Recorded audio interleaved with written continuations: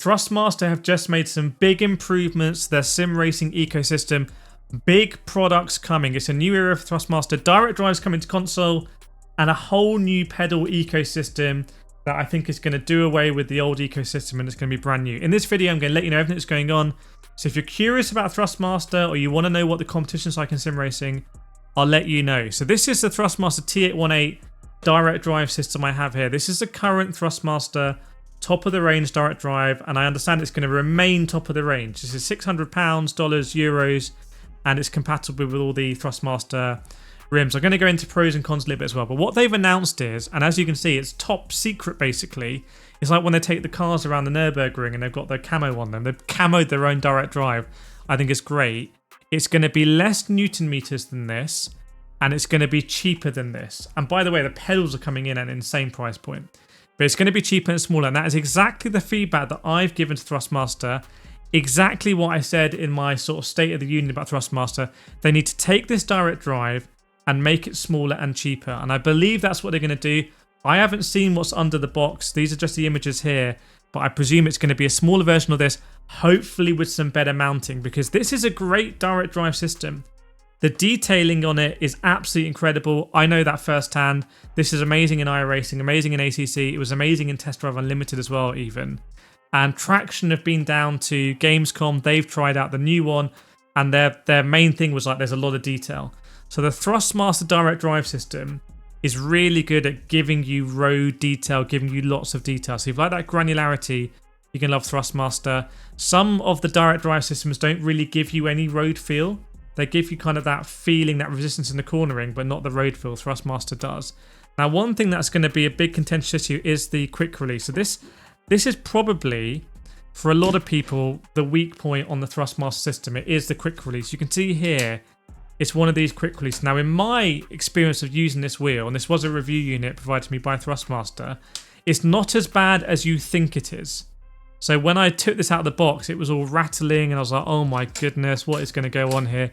But when I used it, and you can see in the videos, I didn't feel any play, and it felt fine. But it still doesn't give you that confidence. Let's be honest about it. It doesn't give you the confidence of the sort of NRG ones that click in and click out, like Logitech or Moser, or the new Fanatec ones. So we'll see if they're going to improve that. Now, we've seen they have been using the new one, the console compatible one, with this wheel in Germany. So whether they've got a different quick release that would bring Thrustmaster up to 3 or not remains to be seen. I also really hope they're going to improve the mounting, because mounting this is a real pain as well. We know on this T818 it's got amazing customability with the LEDs. It's really quiet as well. It's just the size that is too big. So that is awesome from Thrustmaster. Now, I said console compatibility.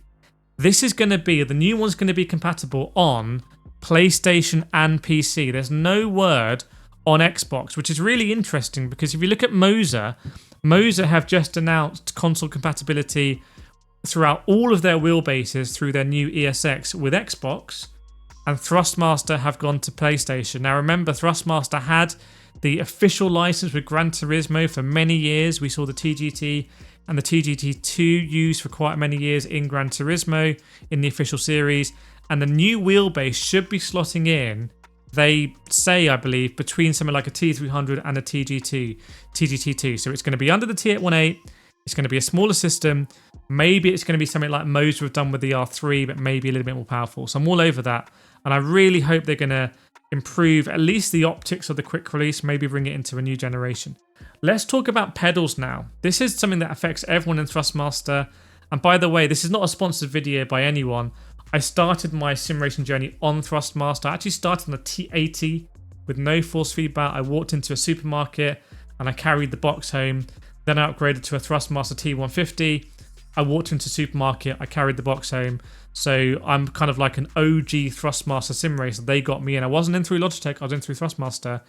And the Thrustmaster pedals with the T80 and the T150 are really not good. And in fact, my Thrustmaster T150 pedals actually snapped. And that's when I bought my Thrustmaster TLCM pedals. Now, so I bought my Thrustmaster T3PA Pro pedals. These are the Thrustmaster TLCM pedals. So everything I've mentioned, the Thrustmaster T150 pedals, which have now been replaced anyway, the T3PA Pros, which are sort of on their way out, and the TLCMs, which are the best pedals you can buy from Thrustmaster, about €200, £1,000, I believe this is all going to be replaced by the new Thrustmaster race line pedals. They look very similar to Moser pedals. They look kind of similar to like the entry-level Fanatec pedals. They look similar to the Camus pedals. So this is a new way. I'm a little bit torn about it because the Thrustmaster pedals are actually quite good on carpet.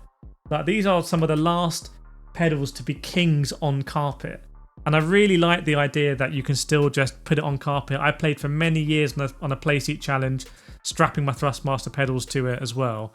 The new pedals, if they're like the Moser ones, are not going to be that good on carpet, but they're going to be a lot better on rigs. So I think Thrustmaster are betting that a lot more people are going to be doing sim racing on purpose-built rigs. That's great for GT Mega and SimLab and all the rig companies as well. And they're going to be modulars. As you can see here, you're going to be able to add a load cell. So you'll take the brake pedal, that will become the clutch, and you'll add a load cell in there. So there's going to be different configurations. And they're going to come in, and well done if you've made it this far in the video, because this is an amazing little bit about it. They're going to come in the entry-level pedals at less than €100. And that is absolutely great, I think. Less than €100, just seeing 2 digits there when you buy the pedals, and knowing they're going to be upgradable is going to be great. Are they going to be better than G923 pedals? Maybe. Are the load cell configurations going to be better than the TLCMs? We're going to see. Hopefully I'm going to make that comparison. So if you're now in the Thrustmaster ecosystem, let's say you've got rims like this, and let's say you're on a T150 still, I feel you, respect.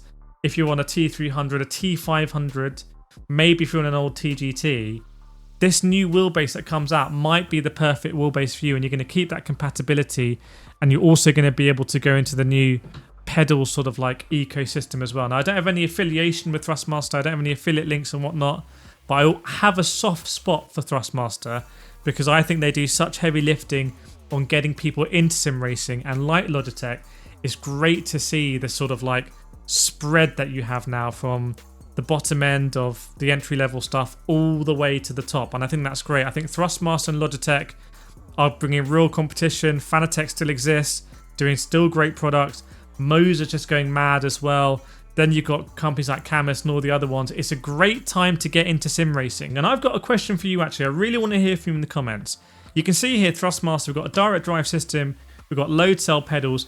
Do you place Thrustmaster in the same boundary as companies like Fanatec and Moser, or do you still think Thrustmaster is an entry-level sort of sim racing company? I really want to hear from you. I wonder if Thrustmaster suffer from not having a premium part of their brand. I wonder if they'd be better like having a new brand for the high-end stuff or not. I'm really interested to know because I find Thrustmaster very curious. I'm obviously a big fan of their products and the availability. So let me know in the comments. More videos around here. Please subscribe if you found this helpful. It really helps me out. You're going to get us to 100k subscribers. That would be amazing. And I will see you next time.